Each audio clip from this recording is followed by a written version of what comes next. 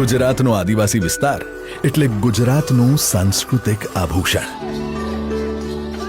દક્ષિણમાં સહ્યાદ્રીની પર્વતમાળામાં વિકસેલો ડાંગ જિલ્લો હોય કે સાતપુડાની ગિરિમાળાઓની વચ્ચે આવેલ રમણીય નર્મદા જિલ્લો હોય કે પછી વિંધ્યાચલ, અરવલ્લી અને સાતપુડા ત્રણેય પર્વતમાળાના સંગમ સ્થાને આવેલો દાહોદ જિલ્લો હોય, વર્ષા ઋતુમાં અહીંની સુંદરતા દરેકને આકર્ષિત કરે છે.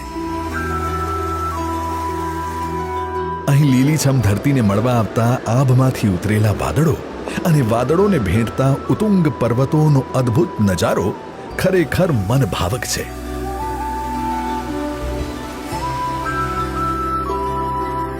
એટલું જ નહીં, અહીં પહોંચવાની સફરના અતિ સુંદર સર્પાકાર રસ્તાઓ, વચમાં આવતા નદી, ઝરણા અને હરિયાળા ખેતરો પણ એટલા જ રમણીય છે.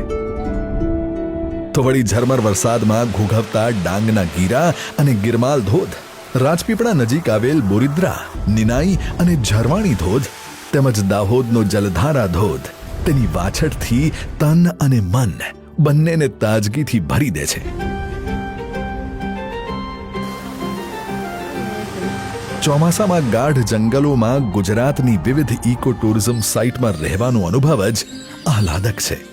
સાથે જ ત્યાંનો પ્રાદેશિક ખોરાક જેમ કે ડાંગમાં નાગલીના રોટલા, દાહોદમાં દાળ પાનિયા અને ગરમા ગરમ મકાઈ અને મગફળી મોસમની મજામાં અનેરો સ્વાદ રસ પૂરે છે.